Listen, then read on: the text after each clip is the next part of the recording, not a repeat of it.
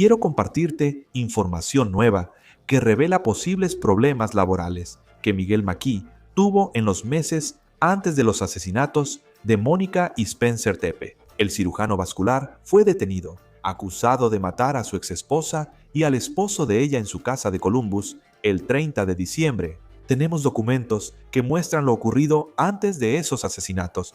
La gente estaba buscando a Miguel McKee y fue en relación con una demanda por negligencia médica en Las Vegas. Te mostraré estos documentos para analizar una parte inquietante del pasado de McKee en el caso de ley y crimen.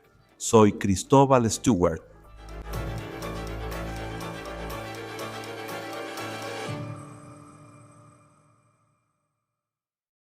Miguel McKee estudió unos 15 años para ser cirujano vascular, pero ahora es más conocido como un presunto asesino que por cualquier cosa que haya hecho con un paciente en su carrera médica. Pero no parece que la carrera médica de McKee, por la que trabajó tan duro, estuviera libre de manchas.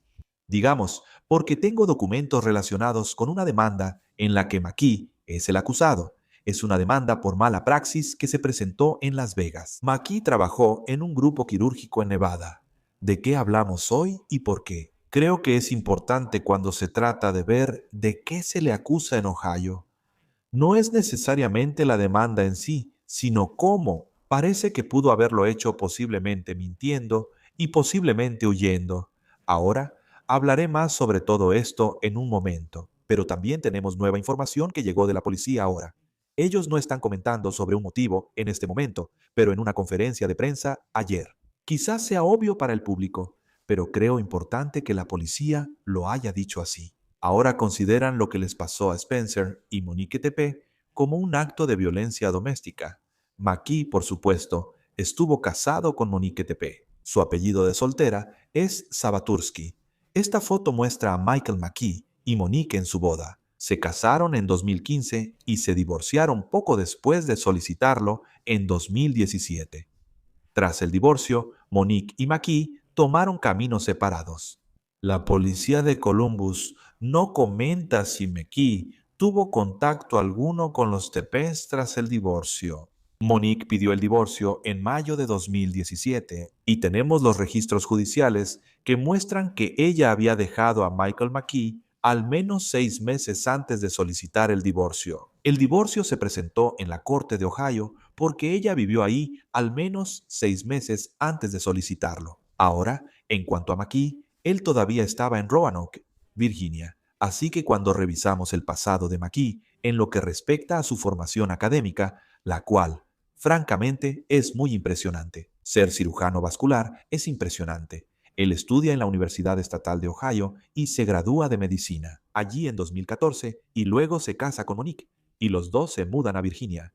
Y es ahí donde él continúa su formación para convertirse en cirujano. Vivió en Virginia con una residencia de 2015 a 2020 y se graduó de ella en 2020.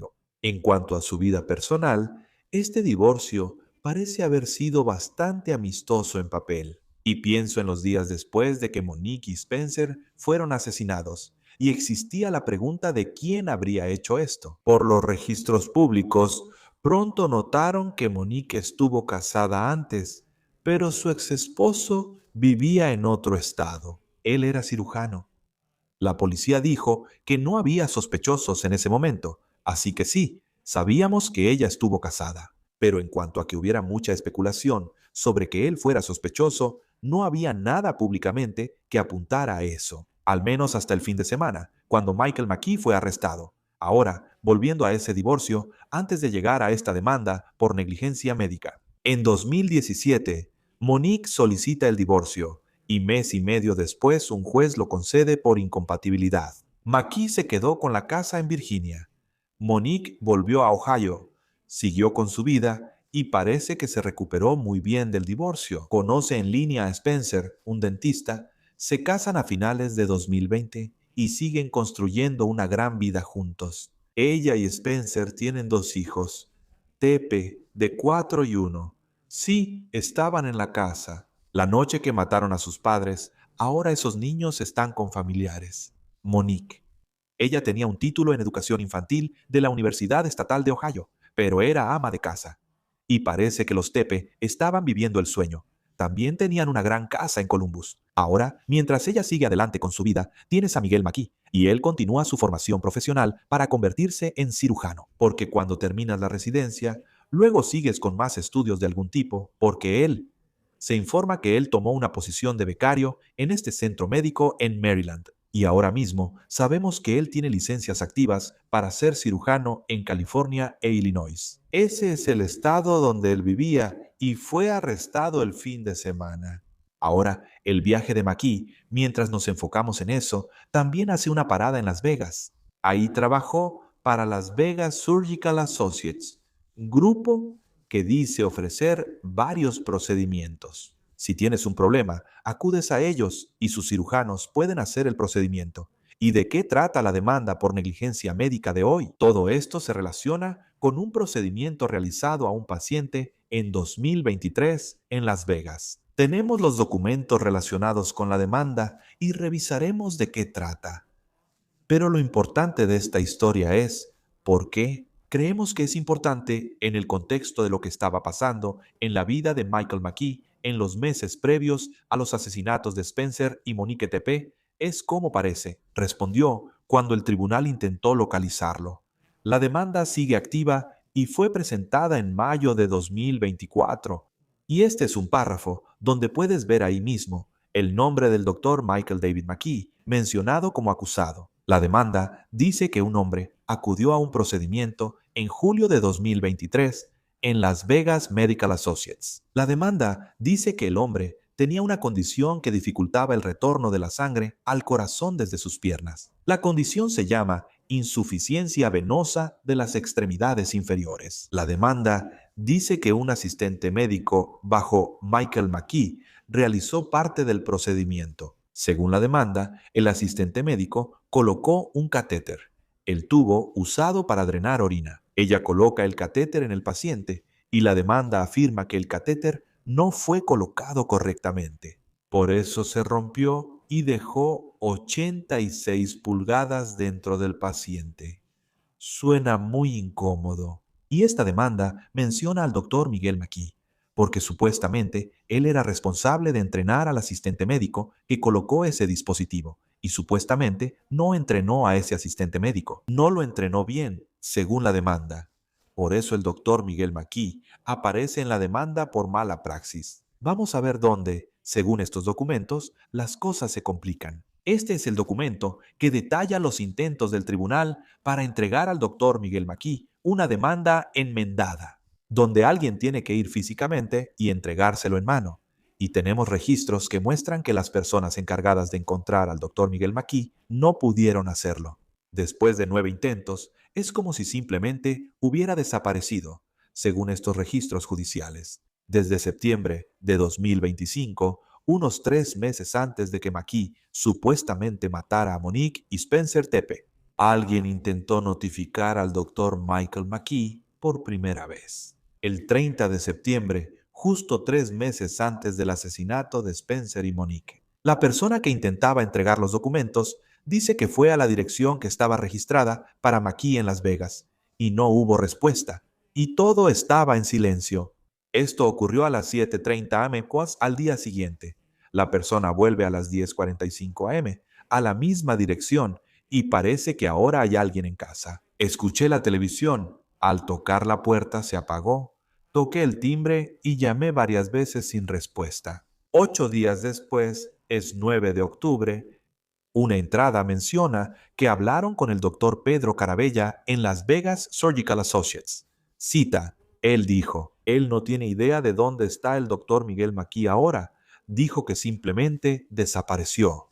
Ahora, cuando ves eso, no hablamos de un doctor cualquiera, sino de un cirujano vascular. No es solo un empleado insignificante que desapareció. Él era una figura principal en esta clínica y según las personas en la clínica donde trabajaba, simplemente ya no estaba. Más tarde ese día, la persona que busca al doctor McKee vuelve a la dirección relacionada con él, pero otra vez no obtiene respuesta. No había nadie. La persona también menciona que la licencia médica de McKee en Nevada vence en junio de 2025. El documento señala que siguieron buscando y hallaron otra dirección en Las Vegas. Pero cuando acudieron a esa casa el 20 de octubre, la mujer que abrió la puerta dijo que McKee no vivía ahí y que no sabía quién era.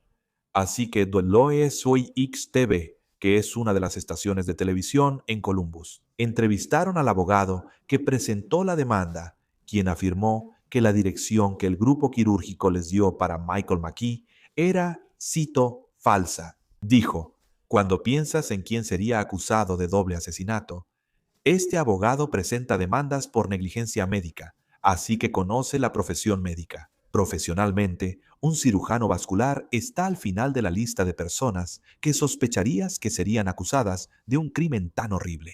Dijo que es muy inusual que alguien dé una dirección falsa y se esconda para evitar ser notificado. Ahora lo sabemos. Tras Las Vegas, McKee se mudó a Illinois y la dirección en sus documentos de arresto corresponde a un lujoso condominio en Lincoln Park, Chicago. Hablamos con una vecina a inicios de semana. Ella grabó estos videos de la policía en su edificio tras el arresto de McKee el fin de semana. Y esa vecina nos dijo que McKee, él estaba solo con frecuencia. Ella lo conoció el verano pasado por primera vez en la terraza de la alberca del edificio y dijo que era agradable. Pero de nuevo, él estaba solo con frecuencia. Y sin duda es impactante para todos los que viven en ese edificio que ahora alguien que vivía entre ellos, junto a ellos, sea acusado de un crimen tan terrible. Ahora, esta semana, la policía de Columbus dijo que encontraron varias armas en el departamento en Chicago donde vivía McKee, y una de ellas podría ser el arma homicida. Este fue un ataque relacionado con la violencia doméstica. Como sabemos, McKee es el ex esposo de Monique Tepe. Tenemos el vehículo del sospechoso en la videovigilancia, llegando antes de los asesinatos y saliendo después. Los detectives vincularon este vehículo con McKee. El vehículo fue hallado en Rockford, Illinois, con pruebas de que McKee lo tuvo antes y después de los homicidios. También podemos decir que se incautaron varias armas de la propiedad de McKee y hay una vinculación preliminar de nuestro NIBIN con una de las armas que la relaciona con los homicidios. Esta es parte de nuestra entrevista con el ex vecino de McKee, quien nos dio los videos del edificio. Y dentro del edificio, donde tenían a un oficial de policía estacionado las 24 horas del día durante un periodo de tiempo afuera de su unidad en el piso 12, esto es lo que ella dijo que le llamó la atención sobre él. Ahora, en retrospectiva, yo conocía a Michael McKee porque aquí en el Pier tenemos una alberca y una parrilla en la azotea. Y el verano pasado lo conocí, él era un nuevo residente y me presenté con él y era un hombre muy agradable. No hablamos sobre trabajos ni nada de eso. Solo le conté sobre el edificio y lo bonito que era. Bienvenido al Pier, el mejor lugar en la ciudad para ver el espectáculo aéreo y acuático. Porque pasan frente a nosotros y fue muy bonito y agradable. Y nos cruzábamos, ya sabes, entrando al edificio y en el elevador. Y la verdad, olvidé su nombre, siendo honesta. Yo le decía hola y él me respondía. Pensé, qué día tan largo. Sí, fue un día largo. No volvimos a hablar después. McKee vive en Chicago y tenía un buen viaje al trabajo. Trabajaba en el centro médico OSF St. Anthony en Rockford, Illinois, que está a aproximadamente 1 hora y media al oeste de Chicago. La policía dijo que los agentes de la ATF arrestaron a McKee no muy lejos de su lugar de trabajo la semana pasada, y luego fue ingresado en la cárcel de Rockford poco después de la medianoche del sábado, según los registros judiciales de la cárcel del condado en Rockford, Illinois. En esta primera comparecencia ante el tribunal, McKee renunció a su derecho a una audiencia de extradición, y la policía de Columbus dice que actualmente están en el proceso de coordinar la logística para traerlo de regreso a Ohio, para enfrentar esos cargos de asesinato, agravado por lo que supuestamente le hizo a su exesposa y a su nuevo esposo. La policía confirmó que la persona de interés que ves aquí es la misma del video, caminando por el callejón detrás de la casa de los Tepe, cerca del momento del asesinato. Viste ropa oscura, lleva capucha y evita mirar las cámaras traseras de algunas casas que apuntan al callejón. La policía confirmó que creen que es McKee y que el video fue clave para arrestarlo. Lo rastrearon con cámaras la noche de los asesinatos. Incluso un auto que volvió a Illinois, supuestamente registrado a nombre de Michael McKee. Eso sería muy perturbador, si es verdad. La demanda por negligencia médica es una clara señal de alerta. Desaparecer de tu práctica quirúrgica. Meses antes de que supuestamente mates a tu exesposa y a su esposo. Es algo realmente difícil de comprender.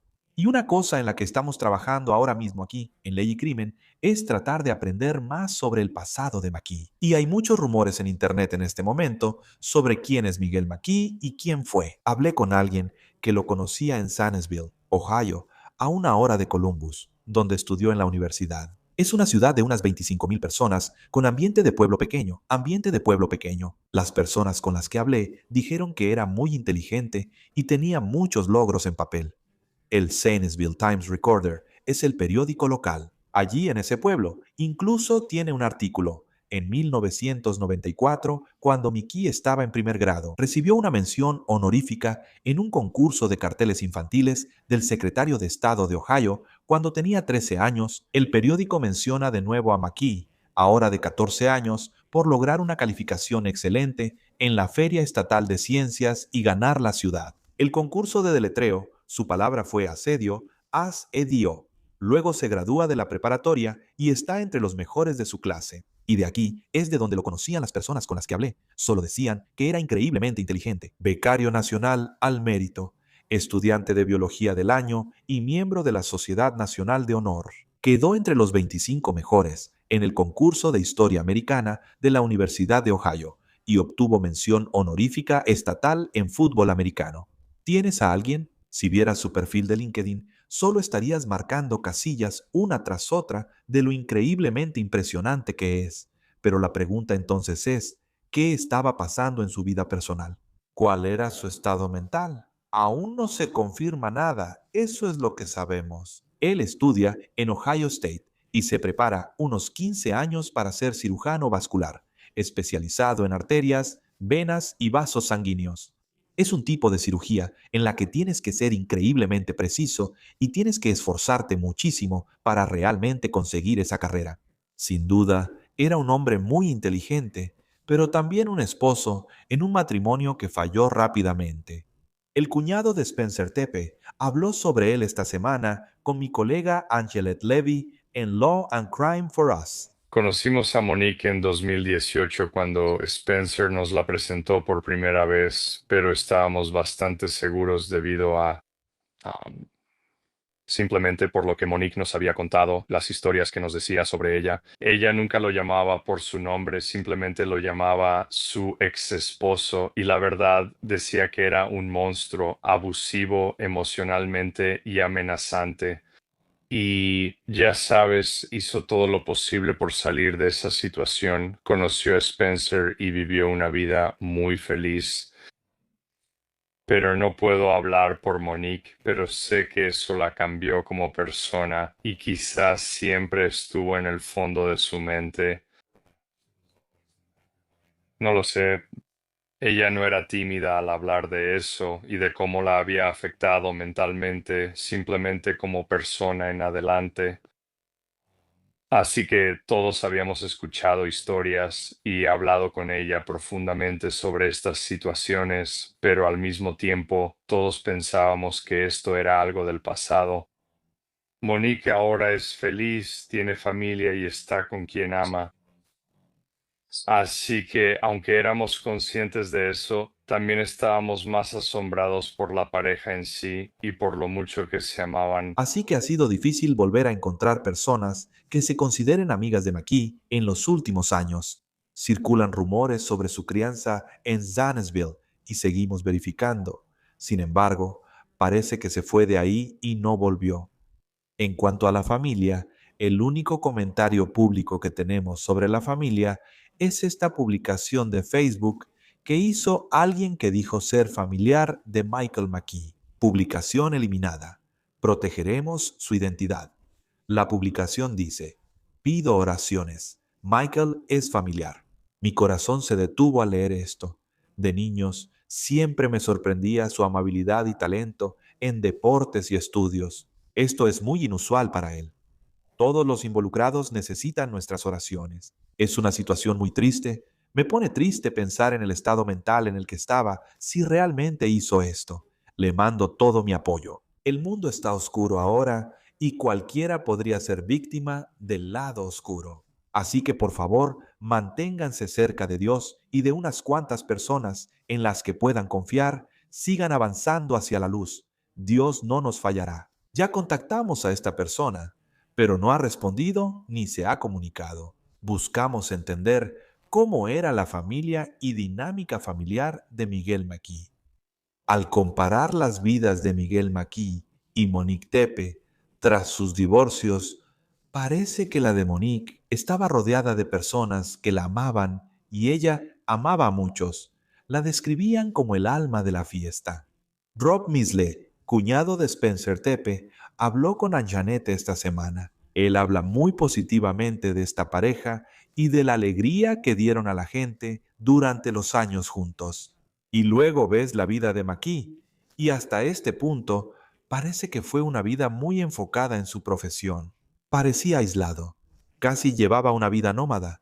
Considera los lugares donde estuvo y su arduo trabajo por su carrera. Pero luego ves esta demanda por mala praxis y supuestamente ya no era intachable. La defensora pública de Maquis dijo al periódico de Rockford, Illinois, tras su primera audiencia, que espera que Miguel Maquis se declare inocente en Ohio y estamos esperando que regrese para enfrentar los cargos. Ahora se une a nosotros Patricio Provenzal, abogado litigante. Gracias por acompañarnos una vez más aquí en Ley y Crimen, mientras seguimos tratando de entender las muchas capas de esta historia. Analizamos la demanda por negligencia médica en Las Vegas. ¿Qué tan seria es, según los documentos, respecto a otras demandas de mala praxis donde un cirujano es nombrado? ¿Fue tan grave esta? Es grave para la víctima o paciente, ya que se dejó un instrumento dentro de ellos, causando complicaciones serias. Desafortunadamente, en cuanto a la prevalencia o frecuencia de este tipo de cosas, sucede mucho más seguido de lo que a cualquiera le gustaría, pero más de lo que realmente pensarías. Puedes ver el estatuto en Nevada que de hecho permite este tipo de demandas sin lo que casi siempre se requiere en otros casos, donde tienes a un médico que practica en la misma área de la medicina que el doctor del caso, que ha leído los expedientes y luego dice que sí, hubo una mala praxis o hubo una violación del estándar de cuidado en relación con la manera en que el paciente fue perjudicado.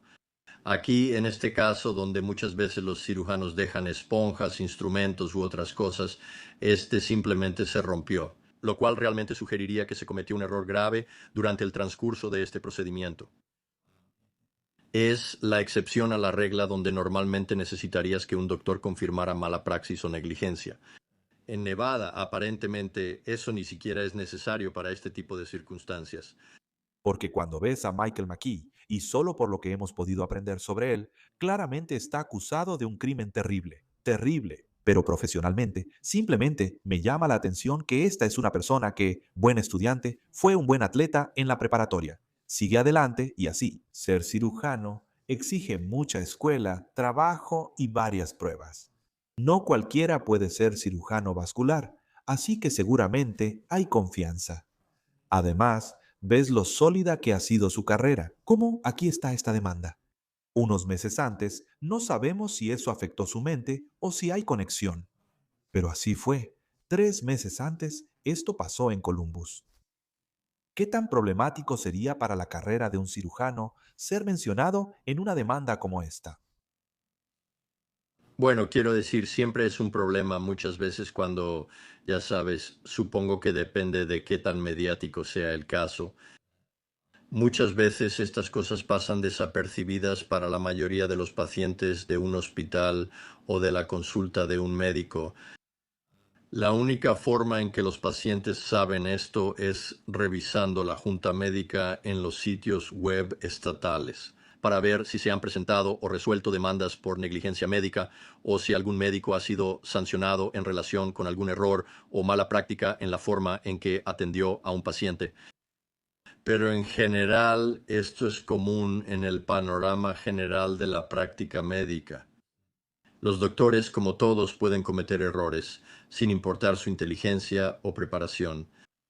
Obviamente, en un caso como este es uno muy obvio y evidente, pero no creo que la mayoría de las personas tenga, ya sabes, simplemente la motivación, mucho menos el conocimiento para saber dónde buscar y mirar para ver.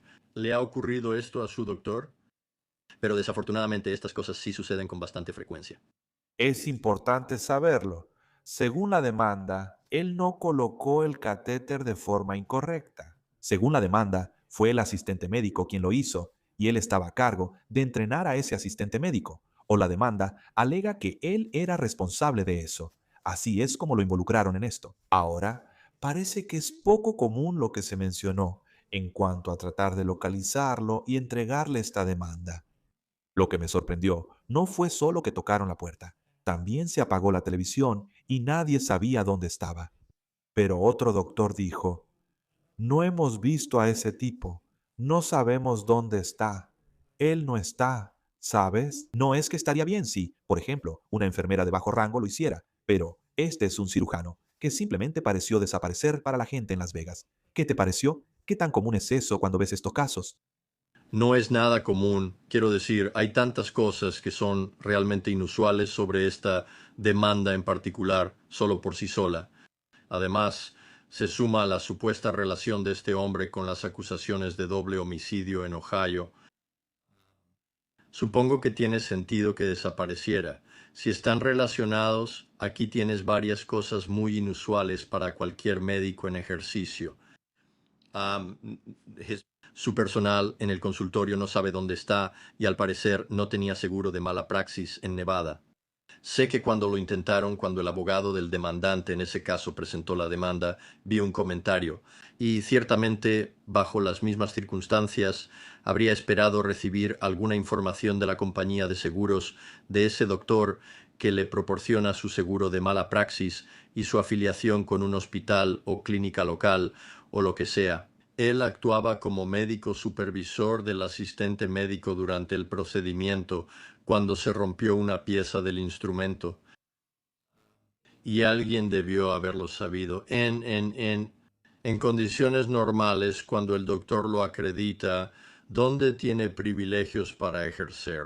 Sobre hospitales, clínicas y aseguradoras, estas aseguran a los doctores porque deben tener seguro de mala praxis. Para que nada de eso sea cierto, nadie sabe dónde está y él no está asegurado. Y él está dando direcciones falsas. Realmente inusual, especialmente para alguien que está en el mejor momento de su carrera. Soy un médico mayor, casi jubilado. Puede ser comprensible, pero tienes a un médico en su mejor momento y con pacientes. Incluso si dejara de ejercer, todavía necesitaría estar en contacto con sus colegas para la continuidad del cuidado de los pacientes. Que tenga todas esas cosas y que simplemente, de manera tan abrupta y sin que nadie en su círculo realmente lo sepa, desaparezca. Es muy inusual que un cirujano cardiovascular no sepa dónde está o qué hace.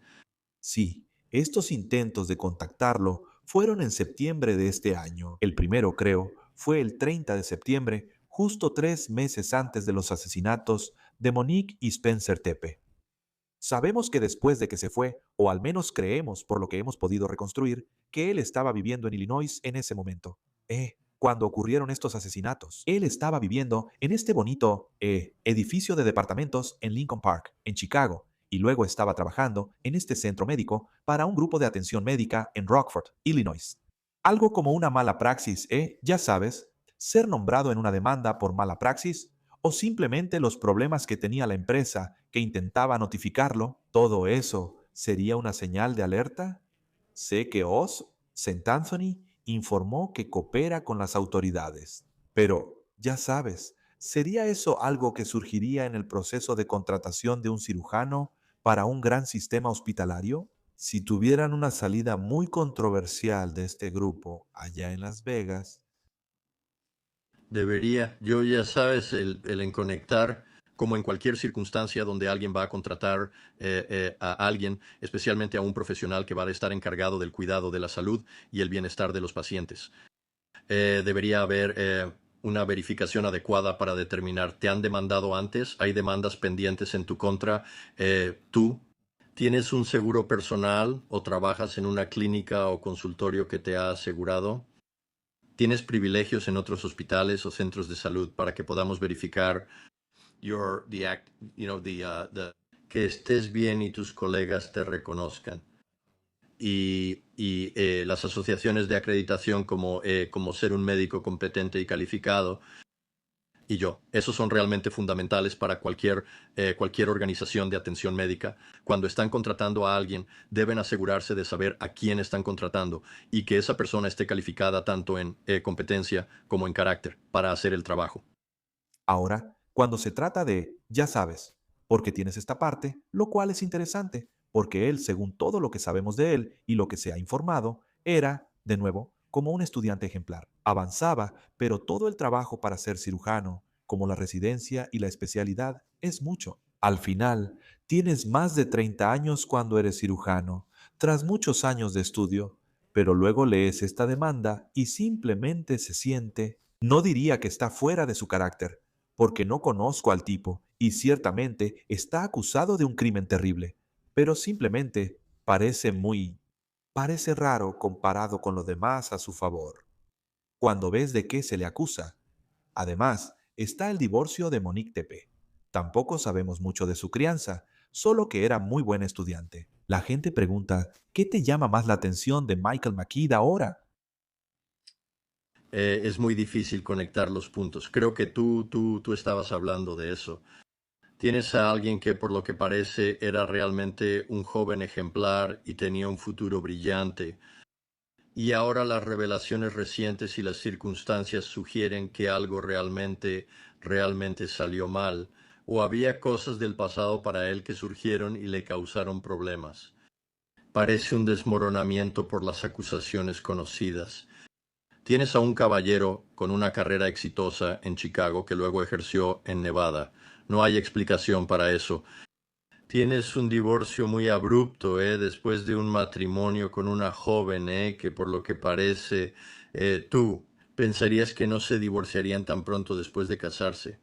Cuando él tiene un futuro tan prometedor, y ahora, por supuesto, las acusaciones del horrible crimen y el asesinato de esa encantadora pareja en Hoyo. Hay una disonancia muy fuerte entre lo que parece ser un cirujano muy competente, exitoso y respetado, y lo que ha salido a la luz en los últimos 8 o 10 años, de un matrimonio roto, una fractura profesional y ahora acusaciones de los peores crímenes. Sí, y yo no soy de los que, ya sabes, intento hacerle un perfil. Eso no es, ya sabes, no sé cómo perfilar personas como lo hacen ellos, ni averiguar qué hay en su mente. Pienso que tristemente vemos esto, y la policía lo llamó violencia doméstica. No han dicho nada sobre el motivo, pero tú, vemos casos de violencia doméstica, y es eso, ya sabes, el ex esposo ve a la pareja en una fiesta o evento, y ahí ocurre la violencia. Se le acusa de conducir desde Illinois hasta Columbus, supuestamente para hacer esto y luego regresar, y es arrestado en Rockford. No es como que, ¿cómo le da sentido a eso? Pero parece la mente de alguien que realmente haría eso y llevaría algo a cabo. ¿Cómo de lo que se le acusa tras conducir varias horas? Desde el punto de vista de la defensa, o sea, yo no soy. No sé cuál va a ser su defensa, pero es solo la mente. ¿Cómo podría eso influir en algún tipo de defensa para él una vez que veamos más y aprendamos más sobre el caso? Tú lo mencionaste al comenzar, es similar a la perfilación, pero desde la defensa, enfocándose en sus tendencias, no en perfilarlo a él. Una cierta psicología, pero una investigación realmente minuciosa de su condición psicológica y psiquiátrica, que parece haber algunas circunstancias que sugieren que él estaba teniendo, como comúnmente decimos, Él perdió el control, que había algo que se estaba gestando que hizo que realmente perdiera la claridad en su pensamiento. Eso lo llevó de ser un joven cirujano muy exitoso a ahora estar esposado y siendo extraditado a Ohio por cargos de un doble asesinato. Creo que la defensa actuará con mucha energía aquí.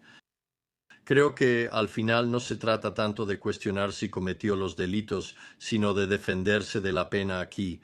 En Ohio, el asesinato agravado puede recibir pena de muerte o cadena perpetua. Y poniéndome el sombrero de fiscal y de abogado defensor, además de civil, sé cuál es el curso probable que va a tomar este caso. La defensa va a estar involucrada, intentando explicar cualquier motivo racional como si fuera uno irracional, lo cual va a sugerir que no fue tanto un crimen pasional, porque va a ser muy difícil argumentar que hay algún atenuante para alguien que actúa en un arrebato de momento. Cuando él maneja de Rockford o Chicago a Ohio y regresa, decir eso es un desmoronamiento mental, emocional y psicológico aún mayor. Que él no estaba bien o carecía de cordura, sin poder comprender la criminalidad de su conducta, va a ser una batalla muy cuesta arriba para cualquier defensa legal, pero ciertamente permitirá que la defensa presente muchas pruebas al jurado.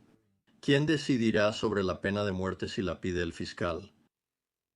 Para responder si, considerando todas las circunstancias, su estado mental y condición psicológica y psiquiátrica justifican ejecutarlo.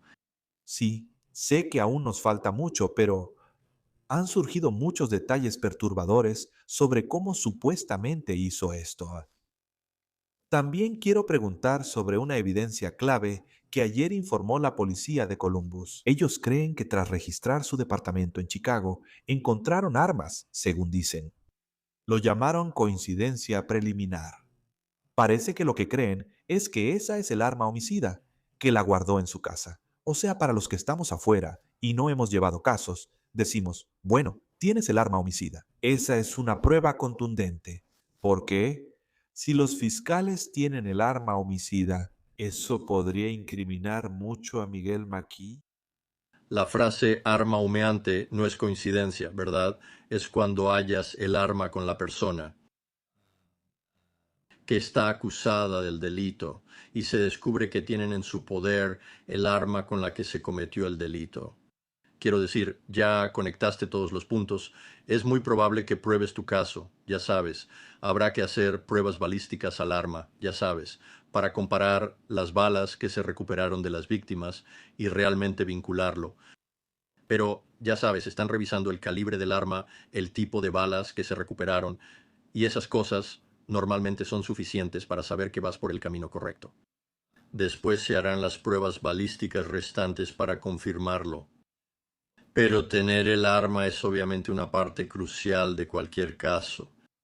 Pensé que, como es la primera vez que lo mencionas, quizá ya la localizaron. Había estado pensando, incluso si nunca recuperaron el arma en su camino de regreso desde Ohio, ¿alguna vez la encontrarían? Quiero decir, pudo haberse detenido en cualquier lugar, haberla tirado en cualquier parte. La policía debería seguir una verdadera un trabajo arduo extraer todos los datos de ubicación de su teléfono si lo tenía. También implica verificar si se detuvo y comenzar búsquedas en campos, en alcantarillas o donde sea que vayas a buscar para encontrar el lugar más probable a lo largo de esos cientos de millas donde podría haber tirado un arma en este crimen. Así que haberlo encontrado sin duda quita mucho peso de encima. La policía, para realmente vincularlo y conectarlo con haber cometido el crimen del que se le acusa. También creo que refuerza el punto que mencioné antes, la defensa de este caso. Puede que realmente no se enfoque en si él lo hizo, sino en tratar de defender su vida y salvarlo de la ejecución. Veremos qué pasa. Está en proceso. Eso dicen. Están viendo cómo transportarlo de Illinois a Ohio, donde enfrentará estos cargos muy graves en un caso realmente difícil. Patrick Provençal, abogado litigante. Un gusto tenerte en Law and Crime. Gracias por acompañarnos. Un placer, Chris. Muchas gracias. Cuídate. Eso es todo por hoy en Law and Crime. Suscríbete a nuestro canal en YouTube y Spotify. Soy Chris Stewart. Hasta la próxima.